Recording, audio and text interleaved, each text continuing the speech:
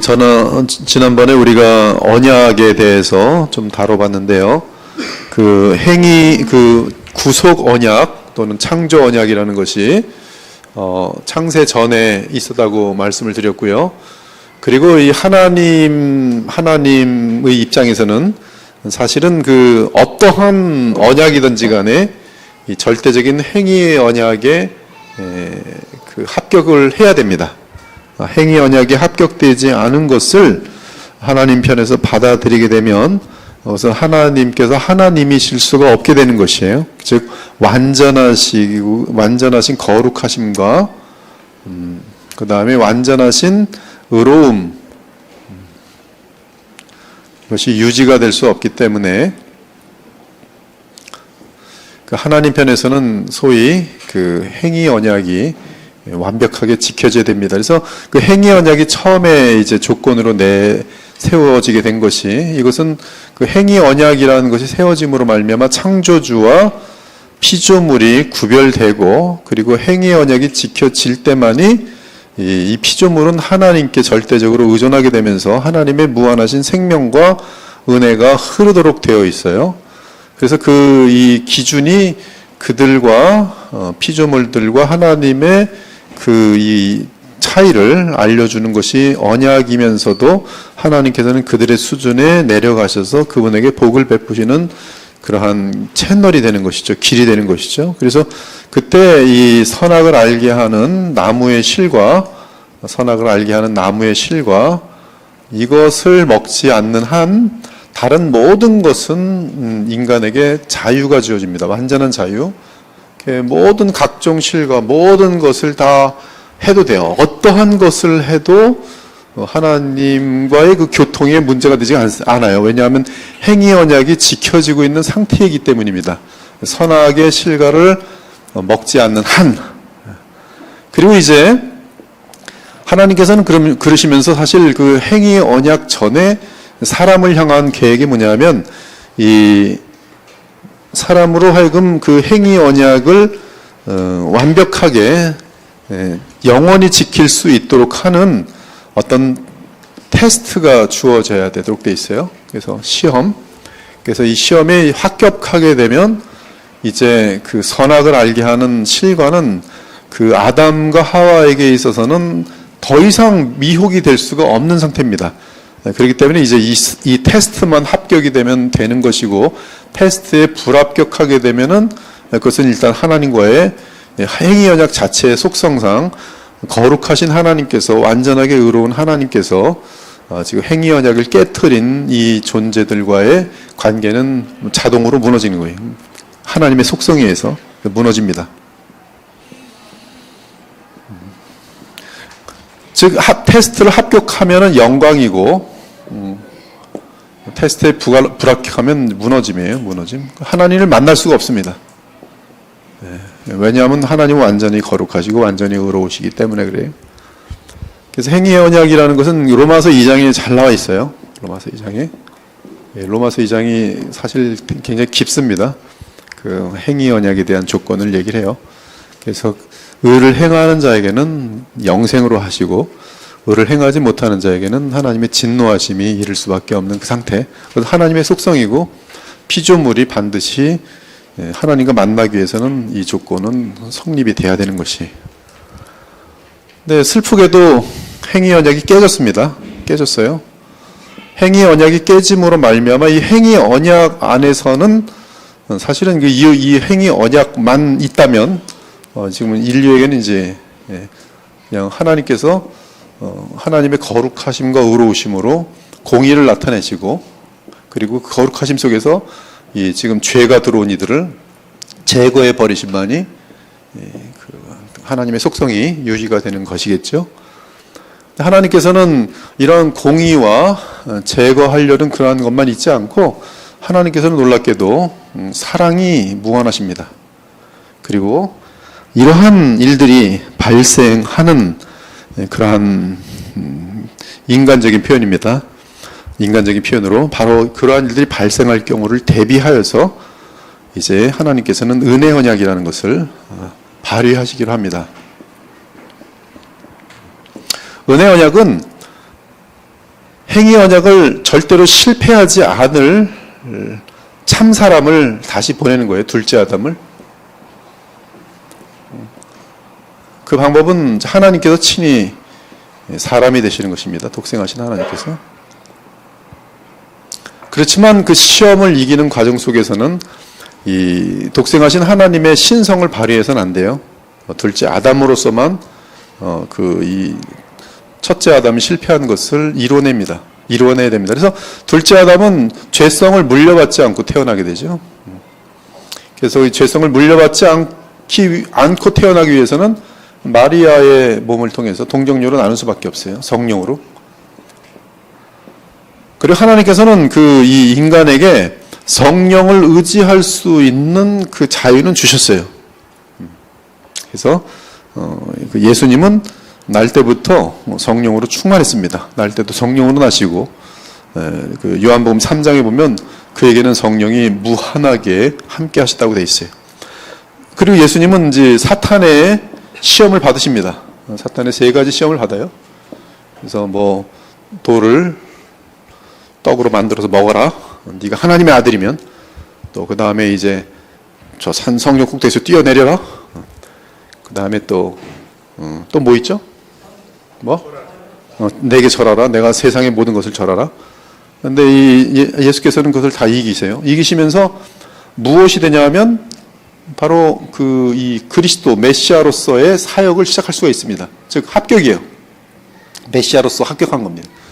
메시아로 합격하시면서 이제 죄라는 것은 그분에게는 이미 죄가 없는 상태이고 죄라는 것을 이미 이기신 상태이기 때문에 이 죄의 유혹에 대해서는 무너질 리가 없는 것이죠. 그럼에도 불구하고 그의 의는 계속 지속되어야 되고요. 그리고 이 행위 율법이 깨어짐으로 말미암아 하나님께서 지시하신 내용이 있습니다. 그래서 뭐냐면 너로 인하여 구원받게 될 사람들을 위해서 대속해야 되는 것이죠. 그래서 예수께서는 지금 행위 언약을 다 이기실 뿐만 아니라 행위 언약이 깨어짐으로 말미암는 그 저주를 그들 대신해서 십자가에서 받으십니다. 율법이라는 것은 행위 언약인데요. 율법의 저주를 예수님께서 받으심으로 말미암아 행위 언약의 페널티, 그 저주를 받으셨고 행위 언약을 이루심으로 말미암아 행위 언약이 그리스도 안에서는 다 완성이 되고 그리고 테스트를 합격한 것이 돼요. 예수님은 테스트를 합격했는데 이분은 그 하나님으로서 그의 이 의와 또 십자가의 죽으심의 효력은 무한한 것이죠. 무한한 거예요. 그래서 누구든지 믿는 자마다, 예수님을 믿는 자마다 그와 연합하게 되면 예수님으로 인한 죄사함은 내가 지옥 들어갈 일이 없는 거예요. 또 예수님으로 인한 칭의, 그것은 뭐냐면 내가 이뤄놓은 의가 아니지만 그분으로 연합함으로 말미암아 얻게 되는 것이, 그래서 의롭다 칭함을 받으면, 즉 의로움을 완전하게 이루었다고 하면 행위 언약을 합격한 것이 되면서 영광에 이르는 것이죠. 즉 마지막 아담이 되는 것이. 그래서 우리는 그리스도 안에서 지금 마지막 아담이 벌써 들어왔지만 실제 우리에게 남아있는 옛사람의 세력이 남아있습니다. 그러나 여러분들에게는 영생이 있다고 얘기하잖아요. 영생은 영광에 이른 생명이거든요. 우리는 그래서 완전한 의를 이룸으로 얻게 되는 그 영생이 우리 속에 와 있고, 반면에 아담의 이 저주의 죄성이 들어온 이 부패된 상태 속에서의 그 존재가 가치 있는 상태예요. 그것이 바로 신자의 정체성입니다. 그러면서 성경은 신자에게 너희가 구원받은 것은 이러한 하나님의 완전한 그러한 구속 언약 속에서 진행된 은혜 언약으로 인한 것이기 때문에 그 이 새 사람을 통하여 살기를 바라는 거죠. 즉 나의 옛사람을 부인하고, 옛사람은 이제 이 예수님의 그 테스트에 다 불합격합니다. 세상 좋아하고, 그렇죠. 마귀가 세상 준다면 굴러 가는 거예요. 그것밖에 못해요. 근데 여러분들은 예수님처럼 안 갈 수가 있어요. 마귀에게 절하지 않을 수 있고요. 그리고 내 힘 가지고 돌들로 떡을 만들어 먹을 필요가 없고 주님이 주시는 힘으로 살 수가 있고 그분이 공급하시는 힘으로 살 수가 있어요. 그리고 오직 주님께만 경배하면서 살아가는 모습을 우리가 살 수 있는데, 그것이 우리에게 부탁하는 내용이에요. 그래서 너희는 이러이러한 하나님의 은혜를 입었으니 너희는 그러므로, 항상 그러므로예요. 그러므로 좀 이렇게 살아라. 그리고 이렇게 살아가는 순종에 대해서는 구원 문제가 아니라, 이렇게 했기 때문에 구원받는다가 아니라, 너희는 이미 구원받았으니까 이렇게 살면 하나님께서, 너희는 이미 영생을 얻었지만 그 영생과 더불어 바로 나의 은혜 가지고 행하게 되는 행동이라 할지라도 그 행동에 대하여 내가 면류관을 주겠다는 것이에요. 영광을 주겠다는 거예요. 영광이 그래서 우리에게는 이제 하나님의 은혜에 대한 감사 플러스 또 다른 이제 새하늘과 새 땅 속에서 주어질 영광에 대한 약속이 우리에게는 주님을 따르게 하는 두 가지의 동기부여입니다. 하나는 그리스도로 인한 은혜가 나를 이끌어가는 것이고, 다른 하나는 주님을 만났을 때 잘했다 하는 칭찬과 더불어서 이제 마지막 판정이 날 때, 즉 평가가 주어질 때 우리가 이 땅에서 행한 대로 주님께서 갚아준다는 거예요. 이제 고린도서 15장에 그러므로로 마지막에, 그러므로 더욱 너희들이 부활의 그러한 분명한 종국이 있고, 부활의 영광이 별과 달의 영광이 틀리고 달과 해의 영광이 틀리고 별과 별들의 영광이 틀린 것처럼 너희들이 부활하여 예수님과 영원한 나라로 들어갈 때 영원한 영광이 분명히 틀릴 것이기 때문에, 그러므로 현재 이 땅의 안개와 같은 인생을 살아가는 동안 주의 일에 더욱 힘쓰는 자들이 되라. 그렇게 이어지도록 돼 있어요. 그래서 구약에서는 이제 이 은혜 언약이 이 창세기 3장 15절부터 죄에 대한 하나님의 은혜 언약이라는 것이 있다라고 알려주면서 행위 언약에 너희는 불가능하다. 끝난 거예요. 아담의 후손 논쟁이 끝난 거예요. 인간에게는 이 행위 언약을 통해서 이룰 수가 없어요. 그러나 너희 대신에 행위 언약을 이루어줄 사람이 올 것이다. 그래서 이 메시아를 바라보게 만듭니다. 그래서 구약에서는 오실 메시아를 바람으로 은혜 언약 속에 있게 되는 것이고요. 메시아가 이미 오셔서 구속과 부활 승천하신 이후에는 우리는 이때는 절대로 예수님만 바라봐야 돼요. 왜? 행위 언약을 실제로 누림입니다. 그래서 여기는 이제 그림자나 모형을 통해서 누린 행위 언약 정도였으면 이거는 이슬비 같은 거예요. 여기는 이제 소나기 같은 그러한 은혜 언약을 실질적으로 누리게 되는 것이. 여기는 촛불 가지고 불을 비쳤다면 여기는 태양빛으로의 반짝거리는 대낮에 여러분이 활동하는 것도 아까 똑같아요.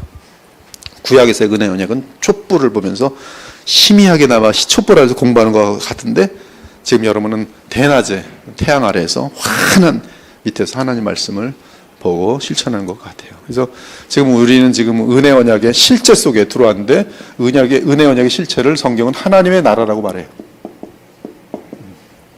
그리고 하나님 나라의 왕은 지금 예수 그리스도, 부활 승천하신 예수 그리스도예요. 놀랍게도 예수 그리스도께서는 부활 승천하셔서 사람이시며 하나님이신 예수께서는 그 사람으로서의 부분에 있어서 우리와 연합되시는데, 그 연합이 성령으로 연합돼요.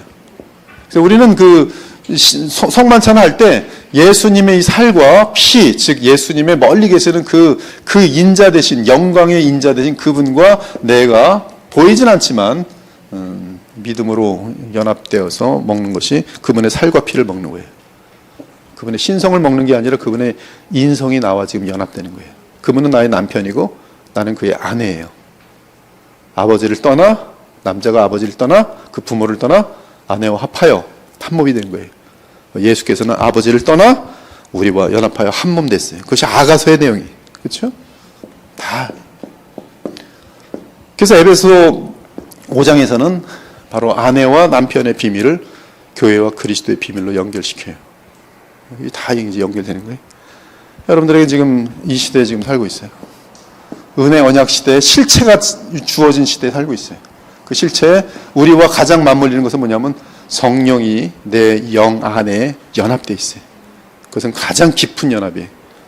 인간 나와 나의 관계보다 더 깊은 것, 그것은 나의 영과 예수님의 영의 연합이에요. 그것이 여러분들이. 그러니까 여러분들은 그래서 여러분에게 주어진 부활 생명을 따라서 성령을 따라 행하면 그것이 생명의 성령의 법으로 죄와 사망의 법을 넉넉히 이기는 근원인 것이, 이것이 복음의 지금 능력의 핵심 부분입니다. 그래서 지금 구속 언약은 하나님께서 이렇게 모든 것을 준비해 놓으셨대. 이 준비 대상에 지금 보면 갈라지게 돼 있어요. 행위 언약으로 옛사람을 물려받았지만 옛사람만 있는 사람으로 끝나는 사람과, 이들은 자유의지 가지고 끝까지 하나님을 대적합니다. 그러나 옛사람만 있는 사람들 중에 하나님께서 거듭나게 하셔서 새 사람을 주어지게 함으로 말미암아 내 속에 새 사람과 옛사람의 갈등이 주어진 사람들이 바로 신자들이에요. 그래서 내가 신자인 줄 어떻게 하는가? 로마서 6장 같은 데 보면 너희 안에 싸우는 세력이 들어와요. 즉 나와 싸우는 세력이 들어와요. 무엇 때문에 싸우는가? 믿음 때문에 싸워요. 하나님 때문에 싸워요. 예수님 때문에 싸워요. 신앙 때문에 싸워요. 나와. 지금 성경을 볼까? 아니면 동영상을 볼까? 항상 싸우잖아요. 오늘 교회를 성경 공부를 갈까? 피곤하니까 집에 갈까? 선택이에요. 집에 갔기 때문에 가짜 신자다? 아니죠. 진짜 신자인데 가는 거예요. 뭐가 없어요. 영양분을 그 시간에 못 받는 거예요. 좀 더 배우지 못하는 거예요. 그 차이일 뿐이에요. 그러나 이게 누적되면 차이가 많이 나는 거죠. 그래서 어떤 사람은 믿음 생활을 가졌는데 굉장히 많이 하나님의 마음을 알고 예수님을 닮아간 사람이 있는가 하면 어떤 사람은 지금 30년, 40년 됐는데 분명히 구원받은 것 같은데 제자리에 계속 있는 사람이 있어요. 예배 소홀히 하고. 근데 너무 이제 성장 안 하면 모든 사람이 헷갈리는 거예요. 자기도 헷갈려요. 내가 구원받았나? 헷갈려요. 그러나 이제 우리가 화요일날 설교한 것처럼 예수님에 대한 예수님과의 관계, 즉 사랑. 사랑은 이제 순종을 포함한 겁니다. 감정적인 부분만이 아니에요. 즉 완벽하게 예수님을 순종하는 사람은 이 세상에 아무도 없어요. 그러나 항상 마음을 기울여서 순종하는 쪽이 옳지, 순종해야지 하면서 자기를 부인하려고 버둥거리고 또 그래서 정말 부인되어지는 부분이 있고 부인됨으로 순종되어지는 것이 하나씩 계속 늘어난다면 그런 지금 소위 성화되어지고 있는 사람이지. 성화는 근데 영광과 비례하는 것이에요. 우리의 영원한 영광과 비례. 그러니까 여러분들은 이제 이러한 것들을 다 내다보시면서 이 세상에서만 뭐 멋있게 보이는 게 아니고 영원한 곳에서 멋있게 정말 보이고 싶으면 성화를 빨리 이루셔야 돼요. 성화의 제일 핵심 부분이 뭐냐 하면 겸손이에요.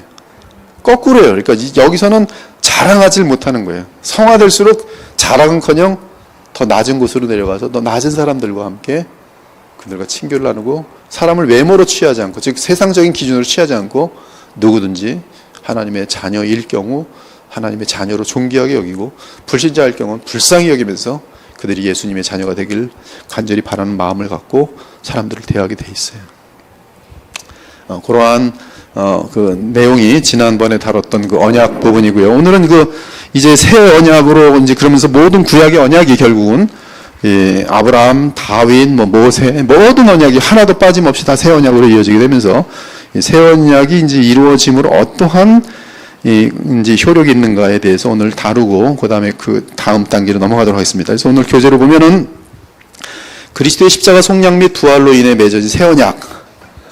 새 언약은 돌판이 아닌 마음판에 새긴 언약으로서 즉 옛 언약 모세 언약은 십계명 돌판 및 거기에 이제 기록된 어떤 내용들인데 여기는 이제 돌판이 아닌 마음판에 새긴 언약으로서 그리스도께서 아버지로부터 받아보내신 성령의 역사가 핵심이다. 그래서 이 부분에 대한 이제 가장 중요한 주석은 고린도후서 3장입니다. 고린도후서 3장은 성령께서 우리 마음속에 하나님 말씀을 새기는 내용들을 담겨 있는데 그것이 새 언약이다. 구약 언약의 행위에 대한 하라 하지 말라는 명령이었다면 새 언약은 성령님이 우리 안에 거하시며 주의 말씀을 얼마든지 순종하도록 하는 놀라운 능력을 부여하신 능력이다. 즉 구약에서는 거듭남이 지금 부활 생명으로까지 발전된 거듭남이 아니고 그래서 구약에서의 표현은 내면의 할례라고 표현합니다. 즉 그들에게는 이 주님께서 십자가 구속과 부활하게 되면 내면의 할례가 이제 주님을 만나게 되면서 곧바로 그들은 이제 그 영적인 세계 속에서 변화될 것이에요. 그것이 이제 계시록 12장에 잘 나와 있는데요. 근데 지금 우리들은 지금 보면은 이제 거듭날 때 부활 생명으로 거듭납니다. 즉 예수님이 이루어 놓으신 완성된 영광의 생명으로 거듭나는데 그 생명에다가 플러스 하나님의 제3위격이 되시는 성령께서 그리스도의 영으로 우리 마음속에 내주하여 계세요. 그래서 우리가 그리스도를 믿음으로 바라보면서 성경을 통해서 기도하면서 그리스도와 교통하는 가운데 바로 주님을 바라보면서 있으면서 그분을 따르면 그리스도의 영이신 성령을 따라 행하는 것이 돼요. 즉 그 성령을 따라 행하는 것은 곧 우리의 주 되신 예수 그리스도를 기도와 말씀 가운데 따라 행하는 것이에요. 그래서 그것을 그 성령을 따라 행하는 것이 일반적으로 우리가 추상적으로 나의 어떤 이미지네이션에 의한 것이 되지 않도록 하기 위해서 골로새서 3장은 성령을 따라 행함이 무엇인지를 정확히 말하는데 그것은 그리스도의 말씀을 따라 행함이에요. 즉 성령 충만은 그리스도의 말씀 충만으로 이퀄화 시켜놨어요. 그렇기 때문에 여러분들은 성령 충만, 즉 그리스도를 따라 행한다는 것은 하나님의 말씀을 그리스도를 따라 행하는 것임을 알 수가 있어요. 근데 그것이 지금 우리 안에 얼마든지 성령의 능력으로 넉넉히 지킬 수가 있어요. 과거에는 성령의 내주하심이 없기 때문에 오직 성령은 그 당시에 침투에 들어오는 개념인데요. 그 왕과 대제사장들과 선자들에게 성령 기름 부음이 있었어요. 그러나 일반 사람들에게는 그들에게는 이제 어떤 거듭난 사람일 경우 내면에 할례가 되어 있지만 그 내면에 할례된 그 마음이 과거 아담으로부터 물려받은 옛사람을 이기고 하나님의 말씀을 철저히 순종하는 데는 굉장히 그 환경이 열악한 것이, 우리는 지금 그 환경이 열악하지 않고 지금 성령께서 우리 마음속에 내주하시면서 얼마든지 우리를 도울 준비가 되어 계세요. 심지어 여러분이 말 안 들을 때도 우리의 신앙 양심을 세게 건드리시는 분이 바로 성령이시기도 해요. 또 여러분에게 갑자기 선을 행하도록 얼지하시는 것, 즉 감동하시고 강력하게 어떤 자극을 주시는 것도 여러분의 양심을 통해서 일하시는 성령의 역사예요. 그러니까 여러분들이 혹시 이 믿음으로 양심이 쿡 하고 찔려질 때가 있어요. 그때는 놓치지 않는 게 좋아요. 그것은 굉장히 그 성령의 그러한 그 강권하심이, 그럴 때는 순종하시면 굉장히 많은 역사들이 있을 것이. 아무튼 지금 시대는 성령께서 우리 안에 내주하시기 때문에 우리의 거듭난 부활 생명과 더불어 얼마든지 우리를 넉넉히 죄와 사단과 마귀로부터 승리하도록 하십니다. 이는 성령께서 신자들의 마음속에 내주하심으로 하나님의 법을 그들의 양심에 새겨 주셔서 우리가 억지로가 아니라 즐거이 하나님께 순종하고 싶은 마음을 갖게 하신다. 나아가 새 언약 안에는 그리스도와 성령으로 인해 하나님과의 관계가 온전하게 회복된 상태에 있게 된다. 결국 새 언약은 나는 그들의 하나님이 되고 그들은 내 백성이 되려는 언약의 핵심 목적이 성령 안에서 실제적으로 성취됨을 보여준다. 그 실제적으로 성취되었고요. 이미 성취되었고, 나머지는 뭐냐면 그 성취된 것을 이제 나의 삶 속에서 성품으로 빚어나가는 과정이 있는 거예요. 훈련 과정으로 남아있는 거예요. 그리고 이것은 여러분 각자의 영광과 비례하는 그러한 남은 삶이 되겠어요. 새 언약에 그래서 이미와 아직이 됩니다. 새 언약은 예수님의 초림과 그분의 십자가 속량 및 부활 승천으로 이미 시작되었지만 주의 재림 때 완전히 완성될 것이, 그때는 여러분의 영육 간에 완전한 전인으로서 하나님과 완전하게 교통할 것이고 성령으로 항상 충만할 것이고 한 번도 미혹이라는 것이 있을 수도 없고 또 미혹받지도 않을 것이고, 그래서 그 죄가 없는, 저주가 없는 완벽한 그 사랑과 그 거룩함만 있는 곳에서 이제 물리적인 부분이든 영적인 부분이든 영원히 지속되는 것이 바로 새하늘과 새 땅이겠습니다. 그때 새 언약은 성취되는 것이죠. 부활도 성취되는 것이죠. 부활도 여러분 부활 생명이기 때문에 이미 영적으로 부활하였고요. 여러분들은 이제 육체적인 부활만 지금 남아 있어요. 육체적인 부활은 바로 이 물리적인 세상을, 새하늘과 새 땅을 유업으로 기업으로 받게 되는 그때 부활할 수밖에 없는 것이, 소위 세상 표현으로는 휴거도 바로 부활의 순간인 것이죠. 이니 새 언약과 맞물린 하나님의 나라의 임재도 마찬가지다. 이미 우리는 지금 이 순간에도 예수님의 공로로 하나님 앞에 담대히 나아가며 하나님 나라 시민의 복락을 누린다. 하지만 아직 이 땅에 사는 동안은 여전히 죄와 싸우는 과정이 남아있다.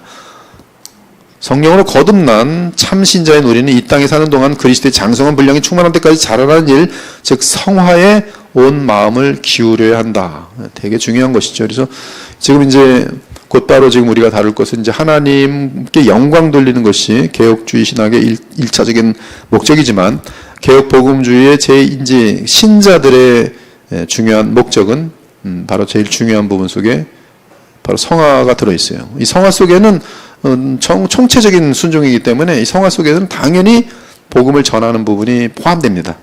그래서 우리가 열심히 복음 전하는 것도 성화의 한 부분 속에 들어가는 것이, 근데 그것만 순종하는 것이 아니고 우리가 거룩함, 즉 죄와의 싸움에서 승리해야 되는 그 부분들이 우리가 신자들에게 요구되어지는 대단히 중요한 부분이죠. 그래서 가정생활, 부부와의 관계, 자녀들과의 관계, 직장생활, 또 지금 정부와의 관계, 이런 모든 것들이 지금 우리에게 성화와 맞물려 있는 것이에요. 성화는 집에 혼자 가만히 갇혀가지고 성경만 보고 있는 것이 성화가 아니고, 그것이 현실 속에서 시험 받아야 돼요. 그리고 그 시험을 이기셔야 합니다. 그래야지 여러분들이 빛과 소금이 되는 것이에요. 어둠 속에 들어가서 빛이 되는 거예요. 이게 만만치 않죠. 그렇기 때문에 깨어 있어야 되고 더 계속 성화되어야 되는 것이에요. 성화는 지금 우리 입장에서는 테스트를 계속 합격해야 돼요. 뭐든지 테스트입니다. 뭐든지. 그렇죠? 말을 좀 세게 할까? 넘어갈까? 뭐 굉장히 테스트해요. 근데 그때마다 성령의 충만함으로 하나님 말씀을 기억하면서 나를 부인하고 순종하면 합격하면서 점수가 높아지는 거예요. 그러면 그것이 계속, 저번에 말씀드렸습니다. 한번 합격한 테스트는요, 잘 안 무너져요. 이미 그때는 연단됐기 때문에. 그러면 여러분에게 어떤 시험이 오는지 압니까? 그 당시에는 이 시험이 계속 반복되어 왔는데 합격하면 이 시험은 싹 없어지고 다른 종류의 시험이 와요. 다른 종류의 시험. 굉장히 깊고 예민한 시험이 와요. 처음에 1차적인 시험은 일반적으로 나와 나의 싸움일 때가 많아요. 특별히 뭐 욕심, 혈기, 음란, 이런 문제를 해결하는 부분들이 이 성화에서 1차적인 단계로 부딪힐 때가 많은데요. 이제 점점 시험이 고도화되면, 즉 하나님께서 그를 예수님의 형상으로 닮아가는 데까지 가면 다른 사람들의 죄악들까지도 감당해야 되는 그 위치로 점점 가게 만들어요. 자녀들의 문제, 교회의 문제. 근데 이 문제를 이제 주님 안에서 그 사람이 어떻게 행동하느냐에 따라 문제가 해결될 수도 있고 악화될 수도 있는 그런 위치에 가게 돼요. 그런 것들은 거기 가서 또 계속 또 하나님 말씀을 철저하게 기억하고 또 정확하게 하나님의 뜻을 찾아내므로 말미암아 또 그것을 순종할 때 또 계속적으로 하나님께서는 그 영적인 수준에 맞는 그런 난이한 시험 문제를 계속 내세요. 그러니까 하나님께서 시험 문제를, 어려운 문제를 낸다는 것은 그 사람이 성화에 있다는 뜻이, 성장에 있다는 뜻이에요. 근데 고작 세상 사람들이 무너지는 그런 부분에서 그냥 그것만 멈춰 있으면 그냥 아직도 초등학교 학생들밖에 안 되는 거예요. 그래서 구약에서의 뭐 율법들 정도에 머물러 있으면 초등학생이. 근데 이 신약에 오면 딱 제일 먼저 하는 게 뭐예요? 예수님의 산상수훈 보면 여인을 보고 음욕을 품는 것 자체부터도 벌써 죄로 지적해버려요. 나가라 욕하는 것 자체도 지옥 떨어지는 죄라고 얘기해버려요. 굉장히 수준이 달라져요. 대학생 수준으로 올라가는 거예요. 원수를 사랑하라 그래요. 근데 원수를 얼만큼 사랑해야 되는가? 예수께서 너를 사랑하신 같이 사랑하라 그래요. 구약에서는 예수님의 어떤 사랑을 하셨는지 기준이 아직 나타나지 않았어요. 원수를 사랑하라는데 기준이 정확하지 않았어요. 근데 새 언약에서는 정확히 기준이 나와요. 내가 너를 사랑하신 같이. 그러면 우리가 예수께서 나를 어떻게 사랑하셨는지를 기억하는 한 원수를 사랑한다는 것이 무엇인지 쉽게 알아요. 내가 연약하였을 때, 내가 주님께 거품 물면서 대들고 있을 때, 원수로 행하였을 때, 죄인 되었을 때 얼마나 많은 죄를 짓고 앉아 있었습니까? 그때도 하나님은 나를 용서하시고 기다려주고 사랑해 주셨다는 걸 알 때 동일한 사랑을 나도 알게 되면서 그러한 사랑으로 이웃들을, 또 교우들을, 소두원들을, 목회자 같은 경우는 주의 양대들을 할 수 있는 거예요. 그걸 못하면 실패죠. 실패면 실패한 만큼에 대한 부끄러움과 수치와 또 잘못된 결과를 갖고 오게 되는 것이고, 합격하면 힘든 과정이었지만 어디선가 시간이 지나면 또 이제 열매가 맺히게 되는 그런 그림들이에요. 그래서 성화는, 여러분, 그 구원이라는 것은 완전 100% 하나님의 역사고요. 그리고 구원받은 이후의 성화는 여러분이 엄청나게 주님 앞에서 자기를 부인하고 주님과 동행해야 되는 숙제가 여러분에게 달려 있어요. 그래서 성화에 힘쓰기 바랍니다. 이는 성화의 기회는 우리가 호흡이 있는 이 땅에서의 삶에서 가능하기 때문이다. 죽음과 함께 우리의 영혼은 의로운 영혼이 될 것이고 주의 재림 때에 영광의 부활체를 얻게 될 것이다. 하지만 주의 재림 때에는 신자들에 대한 공의로운 평가가 있는데 그때 우리는 성화된 만큼 그리고 주의 날을 위해 쓰임받은 만큼 공정한 상을 받게 될 것이다. 새 언약의 백성이 누리는 구체적인 권능과 유익, 구약 시대의 백성이 누리지 못하던 특권. 이 성경을 볼 때 제 개인적으로는 이 성경을 보면서 가장 많이 유익을 얻게 된 것은 구약과 신약을 비교한 것이었어요. 구약 시대에 없었던 것들 중에 신약에 있는 것은 무엇인가? 저는 그 작업을 한 10년 정도 된 것 같아요. 근데 그것을 하게 된 것이 저한테는 성경에서 많은 것을 보도록 하는 하나님께서의 섭리였던 것 같습니다. 그래서 신약 시대에만 있는 거, 구약 시대에는 없었던 거, 그걸 알게 되니까 뭘 느끼냐면, 신약 시대의 성도들은 어마어마한 특권을 갖고 있구나. 그러므로 예수님이 오셨다는 것은 어마어마한 정말 인류를 향한 주의 백성을 향한 엄청난 복이구나. 그리고 예수님께서 오셔야만 했구나. 성령까지 보내셨네. 성령을 보내셨던 이유는 구약에서는 이러이러한 것이 없었기 때문에 성령을 보내실 수밖에 없었구나. 이런 정리들이 되는 거예요. 그걸 한번 요약해 봤는데요. 자, 신약에서는 무엇이 다른가? 먼저 새 언약의 백성이 누리는 유익은 천국 티켓을 얻는 것에 그치지 않는다. 이 천국 티켓은 구약 백성들에게도 주어집니다. 그것은 틀림없이 주어져요. 아브라함, 다윗, 모든 구약의 참된 신자들은, 남은 자들은 천국 티켓을 다 갖고 있어요. 새 언약의 특권은, 자, 쫓아보죠. 그리스도와의 연합. 그거예요. 그게 모든 것을 써머리하고 있는 가장 중요한 내용이에요. 그리스도는 하나님이 사람이 되신 그분이에요. 둘째 아담으로 오셔서 실제로 첫째 아담이 실패한 것들을 다 회복시키고, 회복 정도가 아니라 하나님이 요구한 것을 완전히 이루어 놓으신 상태 속에서 이제 첫째 아담과 우리의 관계는 혈통 관계지만 둘째 아담과 우리의 관계는 성령 안에서의 믿음의 관계예요. 그분은 우리의 머리예요. 그리스도와의 연합, 그분과의 머리를 한 연합은 골로새서 2장에 그리스도께서 받는 모든 하나님 앞에서의 축복이 우리에게 그대로 전달되도록 되어 있어요. 그것이 풍성한 선물입니다. 말로 다 표현 못할 어마어마한 선물이. 구약 시대의 선물은 예를 들어서 모형 자동차를 하나 갖다 줬어요.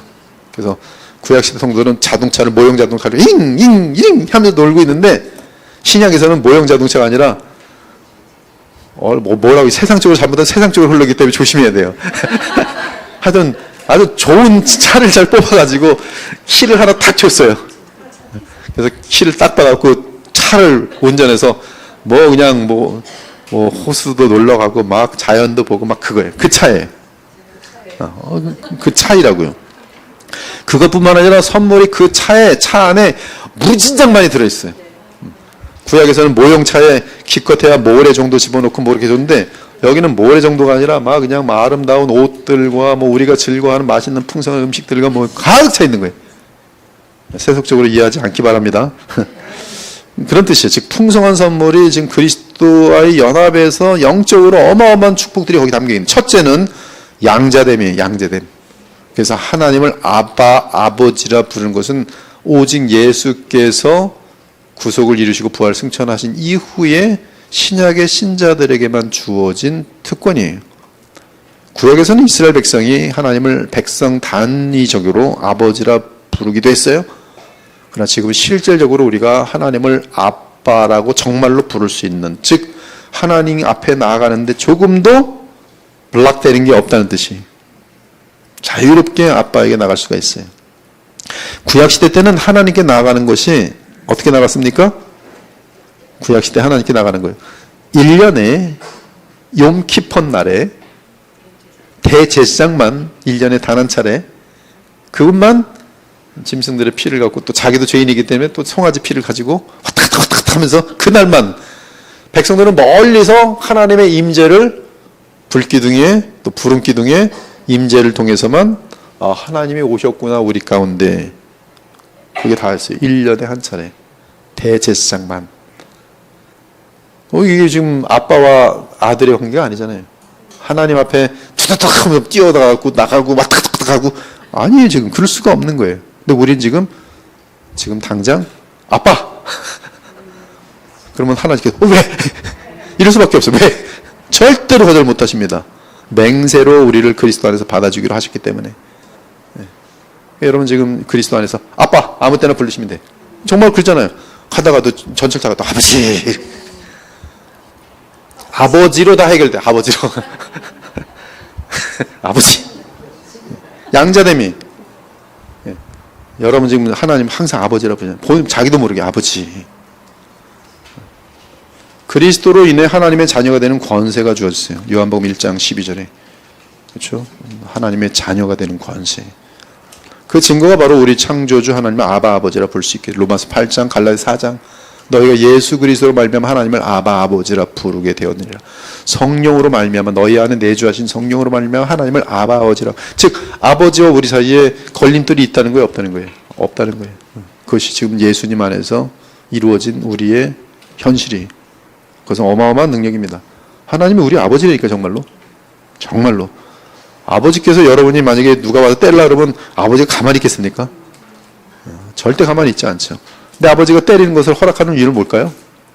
얘 좀 잘 크라고. 인내심 키우려고. 그럴 때만. 즉 유익, 더 엄청난 유익이 되는 것들에 대해서 어떤 악들이 허락되어질 때가 있는 거예요. 그러니까 여러분에게는 사실 고난이라는 것은 하나님께서 미워서 주시는 게 아니라 사실은 하나님 편에서는 여러분 입장에서는 고난이라는 게 제일 싫지만 하나님의 입장에서는 이 옛사람을 집어 던지고 새 사람으로 사는 그 습관이 되기 위해서는 고난 외에는 사실은 가장 좋은 게 없다는 걸 하나님은 아시거든요. 너무나 잘 아시기 때문에. 그러니까 그런 것들을 허락하실 때가 많이. 근데 우리는 그러면 투덜거리죠. 하나님 아빠! 지금 좀 이상한 거 아니에요? 막 이러면서. 근데 아니죠. 하나님께서는 우리에게 완전한 주님의 방법으로 우리를 정말 하나님 자녀답게 만드시는 것이죠. 죄성을 없애버리시고 점점 거룩해지게 하는 것이죠. 이 자녀됨이라는 것은 엄청나죠. 따라므로 이 자녀됨에게는 두려운 종의 마음이 없습니다. 하나님을 두렵지 않아요. 하나님이 또 죄에 대해서는 엄중하시니까 엄중하신 아버지로 하는 것이지 두려움, 경외하는 것과 두려움은 틀린 거예요. 경외함, 존경하고 사랑하는 마음이 아버지를 향해 있는 것이지 하나님 나를 때리시는 그냥 무슨 어떤 감옥의 감독이나 이런 분이 아니에요. 그러니까 여러분들이 하나님을 대행하거든요, 부모들이. 그러니까 자녀들에게 하나님에 대해서 내가 잘 알아야 돼요. 근데 그 하나님은 그리스도 안에서의 하나님을 내가 아는 만큼 자녀들에게 대해서도 사실 바른 부모의 역할을 감당할 수 있어요. 자칫 항상 둘 중에 하나입니다. 그리스도 안에서 아버지를 보여주지 않으면 굉장히 스트렉해갖고 하나의 무슨 교도관 처장처럼 되든지 아니면 또 그냥 짓는 대로 죄를 막 허락해갖고 지네들이 왕인지 알고 말해 버르장머리 지독하게 없게 만들어 놓든지.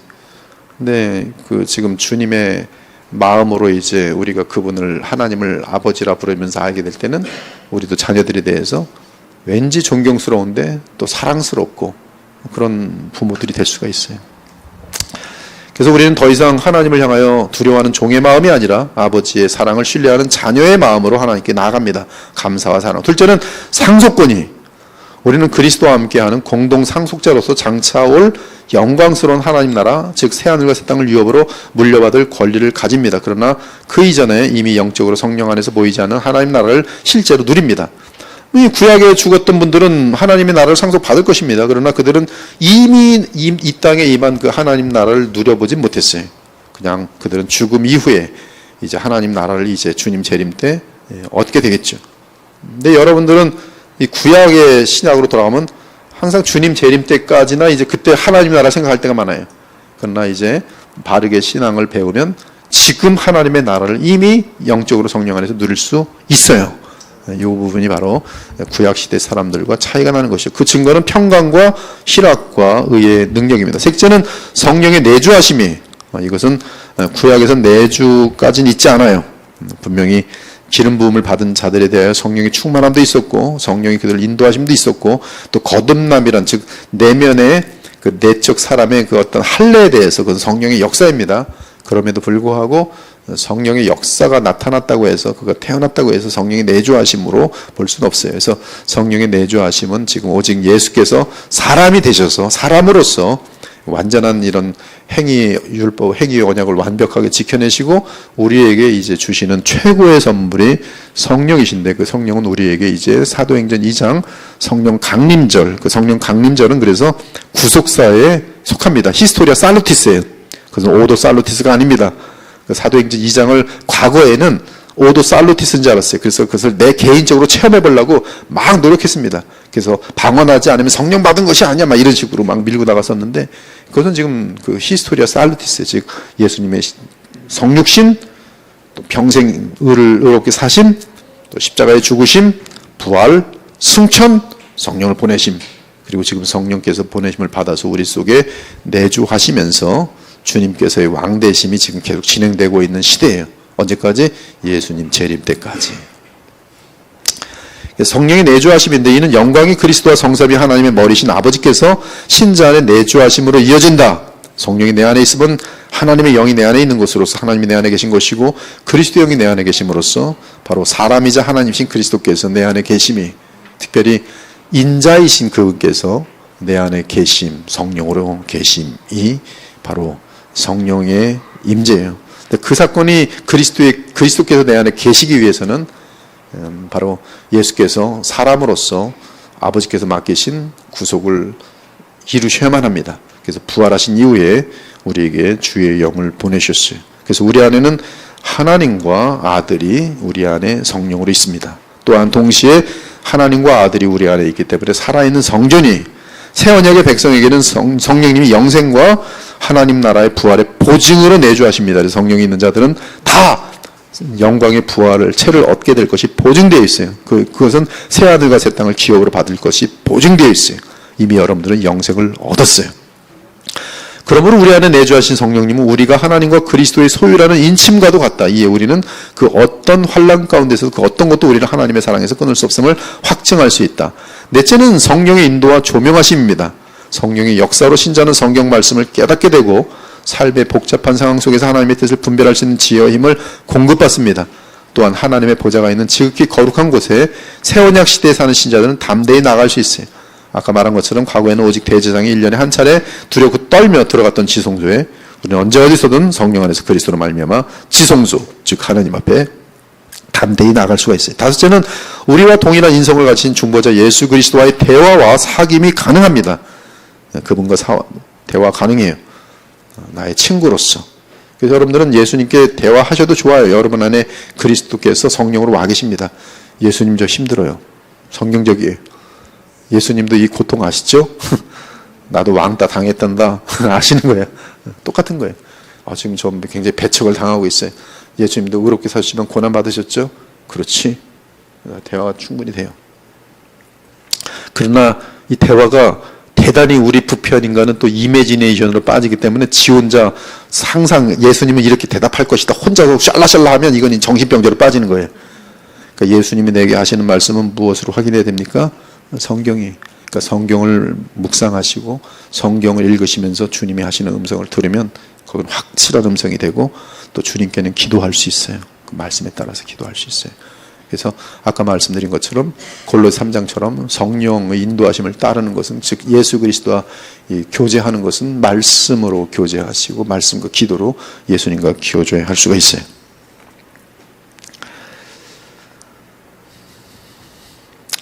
그래서 인성이 동일한 인성입니다. 지금 영광만 얻으셨지 우리와 지금 동일한 인성을 갖고 계신 예수님이에요. 하나님 보좌 우편에 계시지만 여전히 우리와 동일한 부활하신 예수 그리스도로 계십니다. 우리가 연약함으로 죄를 지었을 때도 우리의 대언자신 예수님은 아버지 앞에서 변호해 주시며 우리의 죄를 씻어주시고 성령으로 의령을 사로잡아 잠대히 은혜의 보좌 앞에 나아가 아버지의 긍휼하심을 입을 수 있게 한다. 그래서 거기 보면 히브리 4장에 보면 우리의 연약함을 체휼하지 않으시고, 즉 긍휼히 여기시고 영광의 그리스도께서 끝없는 주의 보혈의 은혜로 우리를 모든 죄책감으로부터 자유하게 하시고 나아가 성령의 능력으로 우리로 죄성에 승리하도록 이끄신다. 여섯째는 새로운 피조물이라는 단어가 쓰여요. 너희는 새로운 피조물이다. 근데 새로운 피조물이라는 것은 새로운 피조물이라는 것은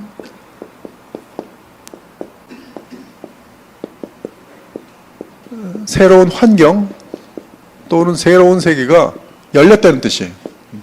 그래서 그리스도 안에서는 우리가 새로운 피조물인데요. 그리스도 안에서는 새로운 시대가 열린 것이, 새로운 환경이 열린 것이. 그래서 이제 게랄도스 보스 같은 경우는 내세가 그리스도의 십자가 속량과 부활하심으로 말미암아 내세가 이미 침투에 들어왔다. 그래서 앞으로 예수님 재림 이후에 있을 영원한 새하늘과 새 땅의 완벽한 실학의 세계가, 실학과 정의와 공의와 의의 세계가 침투에 들어왔다.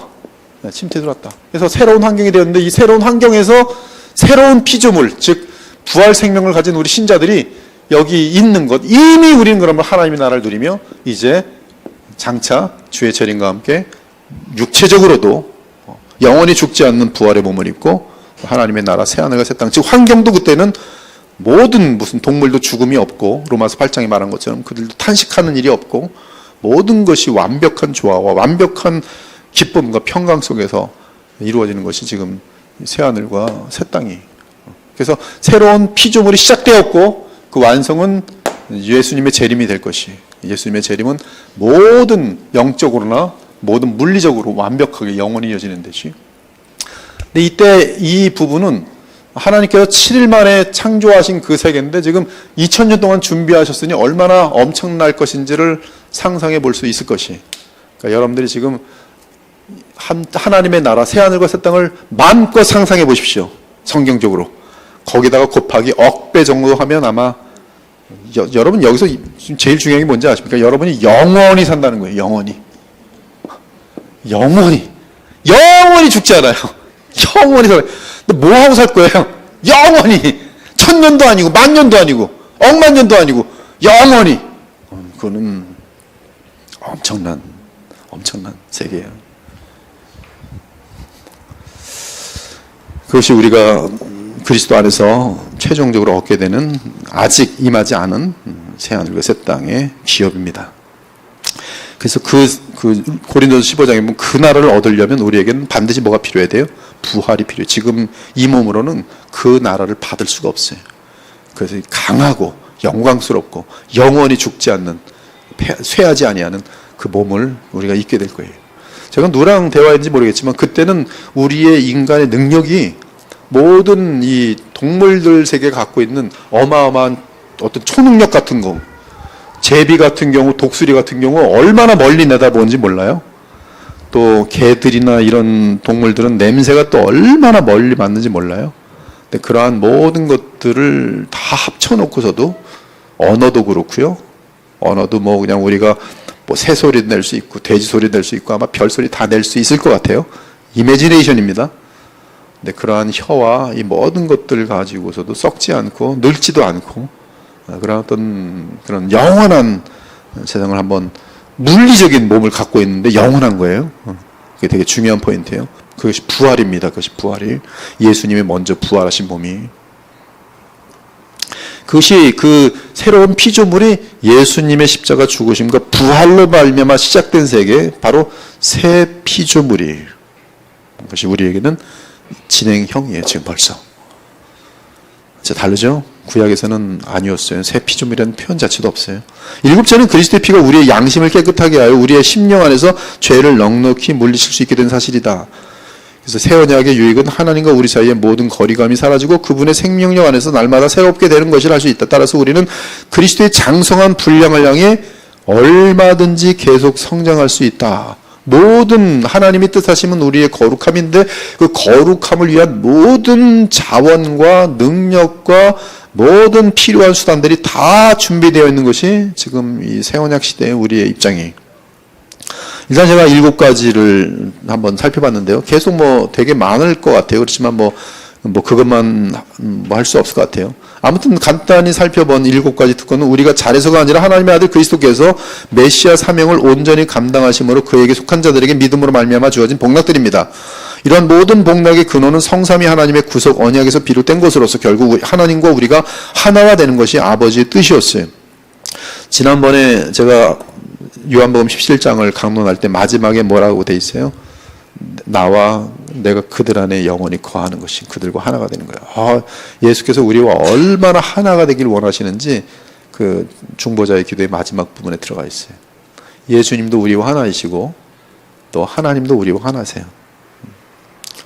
하나님의 구속 언약의 유익 중에서 우리에게 무한한 영 평안과 안정과 감사와 사랑을 느끼게 하는 것은 구속 언약에 따른 구속 언약, 창세전에 얘기해서 구속 언약에 따른 성도의 견인이, 여기에 여러분들은 별표 100개를 치세요.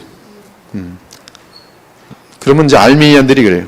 성도의 견인 때문에 인간들이 얼마나 게을러졌는지 아냐고.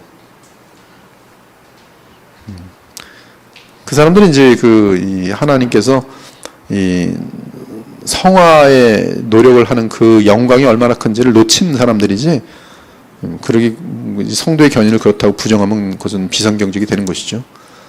성도의 견인은 우리에게 어마어마한 위로입니다.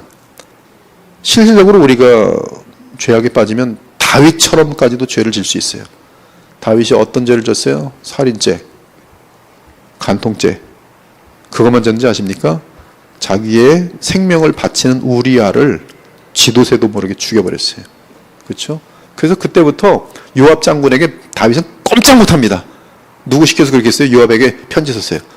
우리아를 적군 맨 앞으로 가게 해서 원수가 쏘는 칼이나 활에 맞아 죽게 하시오.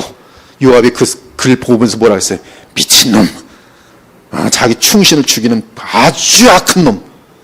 그래서 다윗은 요압 장군에게 꼼짝 못해요. 그 사건 이후에. 뭐 어디다 얼굴 대고 말합니까? 비열한 인간.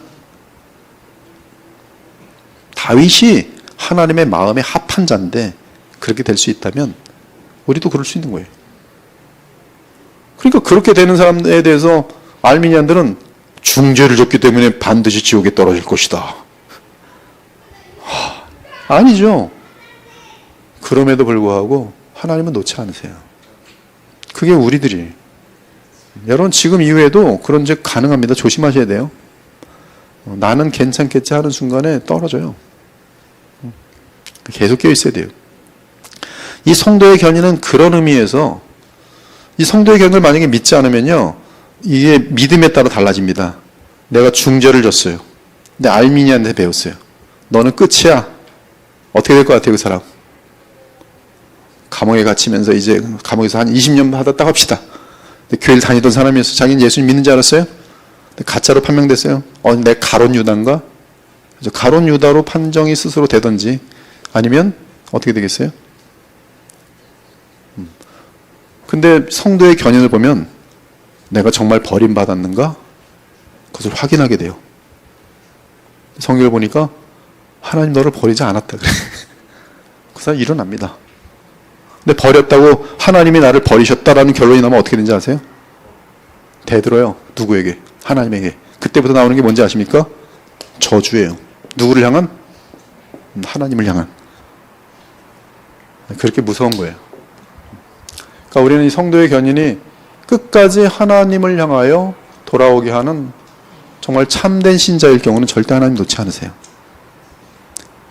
즉 하나님은 실패할 수 없는 분이시기에 그분의 구속 언약은 우리에게 반드시 이루어질 수밖에 없으니는 하나님이 우리를 끝까지 영원토록 책임지신다는 사실이에요. 그 진짜 예가 바로 다윗만 봐도 그래요. 그래서 다윗은 그렇게 성경이 많이 나와요. 다윗 노골적이잖아요. 간음자 다윗, 모르는 사람 없잖아요. 그렇지만 우리가 다윗을 어떻게 생각합니까? 하나님의 나라의 왕을 이어주는 다윗의 그 후손의 왕 예수 그리스도. 다윗의 이름은 성경 전체에서 어마어마합니다. 다윗과 아브라함은 그냥 최고예요. 하나는 믿음의 대표고 하나는 하나님 나라의 대표예요. 다윗과 아브라함과 다윗의 세계라. 마태복음 1장 1절이 아브라함과 다윗의 후손 예수 그리스도의 세계라. 근데 다윗일 수 있는 게 어디에 있어요? 하나님의 성도의 견인에 있어요. 그것이 새 언약이. 이것이 새 언약으로 수렴되는 모든 주의 언약들이 담고 있는 가장 복된 진리입니다. 그리고 이를 이루신 분은 사람으로 오신 그리스도 예수님과 또한 그리스도께서 우리에게 보내신 성령이, 저번에 조상철 목사님 설교한 문하세 구원 받았어요. 그는 모든 그 유대 왕들 중에 가장 무서운 죄를 지은 사람이에요. 그 사람 때문에 유대의 멸망 확정됩니다. 그럼에도 불구하고 그는 하나님의 자비가 나타나니까 마태복음 1장에 구원받은 이름의 계열에 딱 들어가 있어요. 성도의 견인이 다르게 설명할 수가 없습니다. 그가 뭐라 그랬어요? 내가 도대체 왜 구원받았습니까? 내가 한 것은 평생 죄밖에 없는데 내가 왜 구원받았습니까? 그럼 하나님께서 뭐라 그래요? 저기 있는 어린 양을 보라. 그러면 이는 그 다음에 하나님 나라 와서 뭐 하겠어요? 영원히 하나님의 어린 양 예수 그리스도를 찬송하고 영광 돌릴 수 있는 것밖에 없는 거예요. 그것이 우리 신자들의 동일한 모든 모습이에요. 목사님 저는 의인으로 살아서 정말 기분 되게 나쁩니다. 그 사람은 지금 율법이 뭔지 성령 안에서 본 적이 없어요. 자기의 마음속에 교만과 이기심이 얼마나 무서운 죄라는 걸 아직 보지 못하는 철부지 같은 저 밑바닥에 3분이 되지 못해요. 인간은 그리스도 안에 있지 않으면 너무나 간교하고 너무나 그 생각이 순식간에 마귀의 생각으로 들어갈 때가 많아요. 여러분들이 실행을 하지 않아서 그렇지 벌써 사람 죽이는 일이 한두 번이 아닙니다. 머릿속으로 저거 죽여버릴까 저거 죽여버릴까. 사실 그렇잖아요. 억울한 일 당할 때, 말도 안 되는 희생을 할 때 저거 제거됐으면 좋겠다. 나가라 하는 일이 얼마나 많습니까? 근데 예수님 말씀하세요. 나가라 하는 자들마다 지옥불에 떨어지고. 그러니 그 말은 뭐냐면 어떤 악을 당해도 내 마음속에 흔들리지 않는 그런 평정과 사랑이 유지되어야 된다는 것인데 그게 뭐가 어떻게 가능합니까? 근데 그것이 성령의 능력으로 가능하여질 수 있도록 되어 있지만 그리 아니할지라도 하나님께서는 그를 용서하시고 계속 같이 가시는 것이죠. 우리 구원과 하나님 나라 상속은 내 열심에 달린 것이 아니라 오직 하나님의 자비와 사랑에 달려있다. 물론 각 개인의 영원한 영광은 구원받은 자기를 부인하고 새 사람을 사랑함으로 나타나는 열매와 비례한다. 우리는 구속의 언약이 인류 역사 속에 어떻게 나타나는지 간단하게 살펴보았다. 특히 새 언약 시대에 있는 우리 신자들은 구약 시대에 누리지 못하던 자유함, 이것이 이제 신약에서 나오는 굉장히 중요한 단어예요. 자유, 갈라디아서 6장도 그렇고 자유, 로마서 8장도 그렇고 이 자유와 동일한 단어가 해방, 구속에서 해방된 거예요. 즉 죄의 세력을 타고 들어온 마귀의 컨트롤 이런 데서 우리들은 완전히 해방되고 자유롭게 돼 있어요. 야고보서는 1장은 그러면서 뭐라고 말하냐면 너희가 죄를 짓는 것은 너희 스스로 탐심에 이끌림이라. 이거는 하나님도 막을 수가 없어요. 자유지 인간이기 때문에. 그러니까 우리는 내 속에 일어나는 탐심과 더러운 생각들을 내가 버려야 돼요. 주님, 내 속에 지금 더러운 생각이 들어옵니다. 나 해결해 주세요. 그거 가지고 되는 게 아니에요. 내 속에 들어오면 하나님은 대치의 원리를 우리가 알려주세요. 너 속에 자꾸 더러운 것이 들어오고 생각이 들어오냐? 그럼 좀 거룩한 걸 좀 먹어라. 성경 읽고 예배 드리고 더 많이 그래봐라. 그러면 이게 없어져요. 좋은 사람 만나라. 혼자서 거기서 나 생각 안 할래. 고개를 100,000번만 들어봤자 사람은 안 할래 그러면 더 생각하게 돼 있어요. 그게 아니에요. 그럴 땐 교회 오는 거예요. 친구 만나는 거예요. 자연에 가서 주님께 찬송하는 거예요. 그러니까 이 스스로 짓는 것 외에는 이미 자유와 해방이 보장돼 있어요. 그러니까 우리에게는. 그것이 새 언약 시대의 어마어마한 여러분의 특권입니다. 그래서 여러분들은 이제 이러한 해방의 자유함은 죄와 세상과 마귀와 율법의 저주를 얼마든지 극복하고 승리하게 하는 해방의 자유함이다. 완전한 죄사함을 받은 상태에서 주를 믿음으로 의지할 때 성령의 능력으로 주어지는 환희와 평강이며 승리하면 얼마나 기쁩니까? 승리. 내가 나를 이겼다. 그러면 여러분이 알아요. 내가 나를 이겼네. 자기 알잖아요. 내가 오늘 나를 이겼어. 그러면 너무 좋아서 자기가 계획한 걸 가지고 계획한 걸 지키느냐 못 지키느냐가 사실 성령의 열매 중에 절제랑도 굉장히 많이 걸려 있거든요. 절제. 자기가 계획한 걸 못 지키는 것은 절제가 안 되는 거잖아요. 근데 어느 날 자기가 계획한 걸 하나씩 실행을 해요. 그러면 내가 나를 이겼네. 근데 그게 죄 문제에 대해서 한번 그렇게 된다고 해보세요. 그 마음속에 오르는 그 거룩한 희락은 세상 그 무엇과도 바꿀 수가 없어요. 여러분 세상에 100조를 갖고 있어도요, 이 사람 마음이 고통이 옵니다. 왜 그런지 아세요? 죄를 못 이기는 거예요. 죄를. 가장 가까운 사람하고 화목하지 못하는 거야. 세상은 다 갖고 있는데 자기가 자기 성질을 조절할 수가 없는 거예요. 막 분노가 일어나는 것을. 행복할 수가 없어요. 그러나 빵 한 쪽 먹더라도 내 마음을 다스리면서 주님 앞에서 말이나 행동이나 분위기나 이런 것들이 선하고 거룩하게 나가고 있는 것을 보면 주님이 나와 함께 하심에 대한 말로 표현 못할 그런 신기한 하늘의 평강이 주어지는 것이, 이것이 지금 새 언약 시대에 우리 모두에게 준비되어 있고 보장되어 있는 풍성한 영적인 복락들입니다. 얼마나 감사한지 모릅니다. 기도하고 마치겠습니다. 하나님 감사합니다. 우리들로 하여금 새 언약 시대에 어떠한 복락이 우리 주 예수님의 십자가의 죽으심과 부활로 인하여 또 성령을 보내심으로 인하여 우리에게 주어졌는지 간단하게 7개만 살펴보았습니다.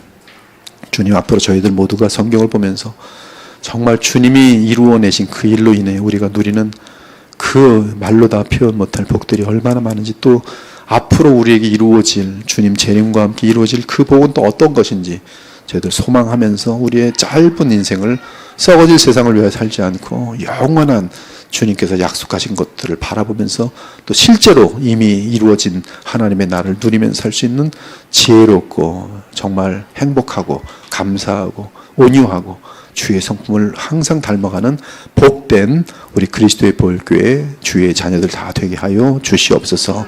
오늘도 돌아가는 발걸음에 주의 은혜가 넘치고 성령으로 충만하길 원하며 살아계신 우리 구주 예수 그리스도의 이름으로 기도합니다. 아멘. 예, 감사합니다. 안녕히 돌아가시기 바라며 감사합니다.